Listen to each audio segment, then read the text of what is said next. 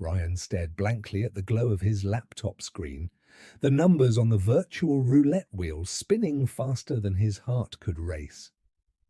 His hands, clammy and trembling, hovered over the trackpad as if trying to resist clicking one more time. It was a losing battle. He placed another bet, his mind swirling with desperate thoughts. This one will be the one. Just one more win, and I can fix everything. The wheel slowed, clicked, and stopped. His stomach dropped as the screen declared yet another loss. The kitchen was dark, save for the dim light of the screen. The only sounds were the soft hum of the fridge and Ryan's shallow breathing. Stacks of unopened bills cluttered the counter, silent reminders of the life he was gambling away. He closed the laptop, the sharp sound cutting through the stillness of the night, and leaned back in his chair. His head throbbed as guilt pressed down on him. From behind him came the quiet shuffle of footsteps, and then her voice, a mix of grogginess and suspicion. "Ryan, what are you doing up so late?" Ryan froze. He didn't have to turn around to know Sarah was standing in the doorway. He could feel her presence the same way he always could, comforting and steady. But tonight there was something else, a tension that made his breath hitch. He quickly closed the laptop lid as though that would hide the truth. "Nothing," he muttered, avoiding her gaze. "Just couldn't sleep." Sarah's eyes, heavy with exhaustion but sharp with suspicion, flickered to the laptop. "Nothing, huh?" She stepped closer, the soft creak of the floorboards giving away her every move. "You've been acting strange for months. Late nights, disappearing money, excuses. Ryan, what's going on?" His throat tightened, the weight of the secrets he'd buried so deep threatening to surface. "It's fine," he said too quickly, his voice cracking under the lie. But Sarah wasn't buying it. Without a word, she reached for the laptop. Ryan tried to stop her, but she was too quick.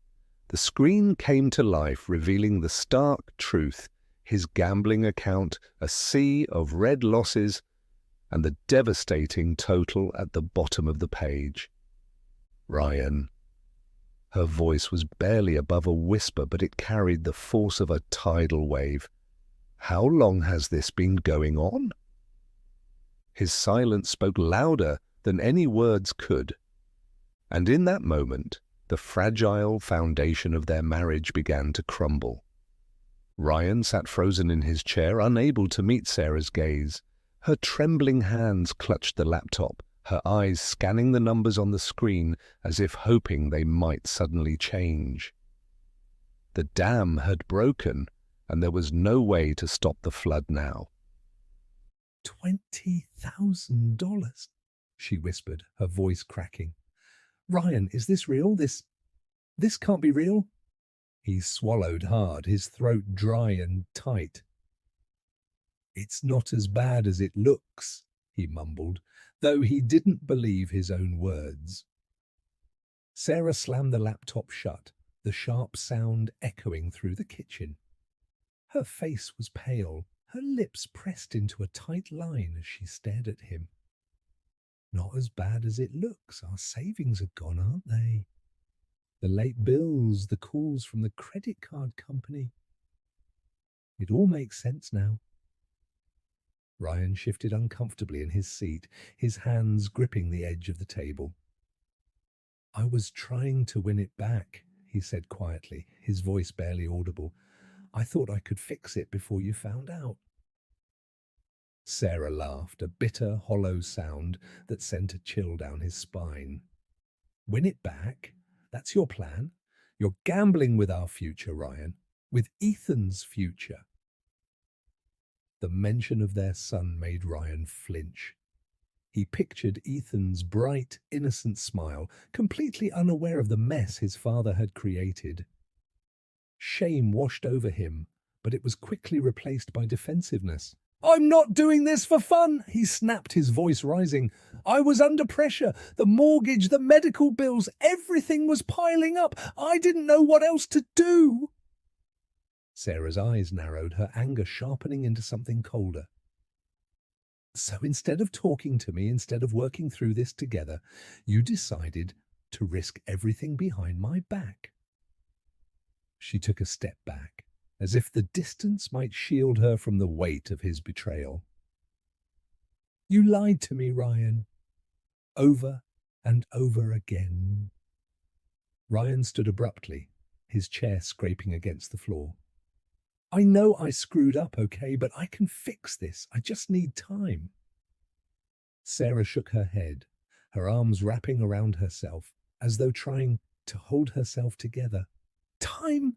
We don't have time, Ryan. We're drowning and you just keep digging us deeper. Her voice broke and tears spilled down her cheeks. I can't do this anymore. The finality in her tone hit him like a punch to the gut. What are you saying? He asked, his voice trembling. I'm saying I'm done, she replied, her eyes hard despite the tears.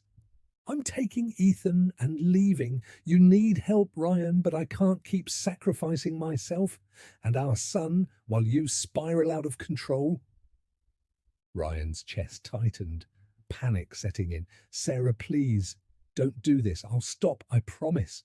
I'll go to meetings, therapy, whatever it takes, just don't leave. She hesitated, her resolve wavering for a moment before she shook her head. I've heard your promises before, Ryan. Words mean nothing without action. I need to protect Ethan, and right now, I don't trust you. With that, she turned and walked away, leaving Ryan standing alone in the kitchen, the weight of her words pressing down on him like a physical force. The next few weeks passed in a blur of loneliness and despair. The house, once filled with the sounds of Ethan's laughter and Sarah's cheerful hums, was now eerily silent. Ryan avoided the kitchen, unable to face the pile of unopened bills that seemed to mock him from the counter. He tried to stop gambling, deleted the apps, cut up his credit cards. But the itch was relentless, gnawing at him until he finally gave in. He told himself it would be different this time, that he'd stick to small bets. But one small bet turned into another, and before he knew it, he was back to where he started, if not worse. The eviction notice came on a rainy Tuesday morning. He stood in the doorway, the paper trembling in his hand as the reality of his situation sank in. He had nowhere to go, no one to turn to. It wasn't until he found himself sleeping in his car, parked in the lot of a 24-hour diner, that he finally admitted he had a problem. Ryan's first day at a Gamblers Anonymous meeting was one of the hardest of his life. The small room was filled with mismatched chairs and people who wore the same haunted look he saw in the mirror every day. "Hi, I'm Ryan," he said, his voice shaking, "and I'm a gambling addict." The words felt foreign, like they belonged to someone else. But as he listened to the others share their stories, he realized he wasn't alone. There were people here who understood, who had been where he was and found a way out. Slowly, he began to rebuild. He took a part-time job at a hardware store, started attending therapy, and stuck to a strict budget. The progress was slow and painful, but for the first time in years, he felt a glimmer of hope. One day, while cleaning out his car, Ryan found an old woodworking kit he'd bought years ago but never used. On a whim, he decided to try it out. He set up a makeshift workshop in his garage and began crafting small pieces, birdhouses, picture frames, anything to keep his hands busy. To his surprise, he found the work therapeutic. The rhythmic sanding, the smell of the wood, the satisfaction of creating something tangible. It gave him a sense of purpose he hadn't felt in years. Word spread about his creations, and soon he was selling them at local markets. The extra income helped him pay off his debts, but more importantly, it gave him a reason to keep going. Meanwhile, Sarah was adjusting to life as a single mom. She juggled work, parenting, and the emotional toll of her broken marriage. She missed Ryan, the man she fell in love with before gambling consumed him. But she didn't know if she could ever trust him again. One evening, she received a package on her doorstep. Inside was a beautifully crafted wooden box, with her name etched into the lid. Inside the box was a letter from Ryan. "I know I can't undo the damage I've caused," the letter read, "but I'm working every day to be the man you and Ethan deserve. I hope this box can hold some of the memories we've lost, and maybe someday the new ones we'll create." Tears streamed down Sarah's face as she held the letter. For the first time, she saw a glimpse of the man Ryan was trying to become. Ryan's persistence paid off when Sarah agreed to meet him for coffee. The conversation was cautious, filled with awkward pauses and unspoken tension. But as Ryan spoke about his recovery, his meetings, his therapy, his woodworking, Sarah saw genuine change in him. "I'm not asking for forgiveness," Ryan said, his voice steady but filled with emotion. "I just want to be a better father for Ethan and maybe, one day, earn back your trust." Sarah nodded, her heart conflicted but hopeful. Months passed, and Ryan's dedication to recovery never wavered. He maintained his therapy sessions, attended Gamblers Anonymous meetings, and poured his energy into woodworking. His small business had grown, and he'd even started teaching workshops at the community center, helping others discover the therapeutic power of creating something with their hands. But recovery was not without its challenges. Ryan faced his greatest test when an unexpected expense threw his fragile financial stability into jeopardy. The hardware store he worked at suffered a sudden closure, leaving him without a steady paycheck. The same helplessness and panic that had driven him to gambling years ago crept back into his mind, whispering old lies. Just one bet could fix this. That night, as Ryan stared at his phone, a gambling app he hadn't opened in over a year loomed large on the screen. His finger hovered over the icon, the temptation stronger than it had been in months. His palms sweated, his breath quickened, and his heart pounded in his chest. But this time, Ryan didn't give in. Instead, he called his sponsor from Gamblers Anonymous, a man named Paul, who had been his mentor since day one. "I'm struggling," Ryan admitted, his voice shaky. "I feel like I'm going to fall back into it." Paul's calm, steady voice on the other end of the line anchored Ryan. "You've come too far to throw it away now. Remember why you started this journey. What's your goal, Ryan? What do you want most?" "I want to be a father Ethan can be proud of," Ryan said after a long pause, "and I want Sarah to believe in me again." "Then focus on that," Paul said firmly. "Take it one step at a time. The money will sort itself out, but you need to stay grounded." Ryan closed the app and deleted it from his phone, a wave of relief washing over him. He knew he had made the right choice. It was a small victory, but it reinforced his commitment to the life he was trying to rebuild. Sarah, too, had been undergoing her own journey. Watching Ryan from a distance, she saw the changes he had made, the effort he poured into repairing not only his own life, but also the lives of those he had hurt. He was present for Ethan, attending school events and spending quality time with him during Sarah's agreed-upon visitation schedule. Still, Sarah wrestled with doubt. She feared letting Ryan back into her life fully, only to be hurt again. Trust, she realized, was not something that could be rushed. It had to be rebuilt piece by piece, just like Ryan's handcrafted furniture. One evening, while sorting through Ethan's school projects, she found a drawing he had made. In it, he had drawn himself standing between Sarah and Ryan, all three holding hands. Above them, in large wobbly letters, Ethan had written, "My family." Tears filled Sarah's eyes as she stared at the picture. Ethan's quiet wish for his parents to reconcile tugged at her heart. It was a simple reminder of what was at stake, not just for her and Ryan, but for their son. She realized she owed it to Ethan to give their family another chance, as long as Ryan continued to prove himself. Sarah reached out to Ryan, suggesting they try family therapy. Ryan agreed without hesitation, knowing this was his opportunity to show her he was committed to not just his recovery, but to earning her trust again. The therapy sessions were emotionally taxing. They revisited the pain of Ryan's betrayal, the anger Sarah had carried, and the guilt that still consumed him.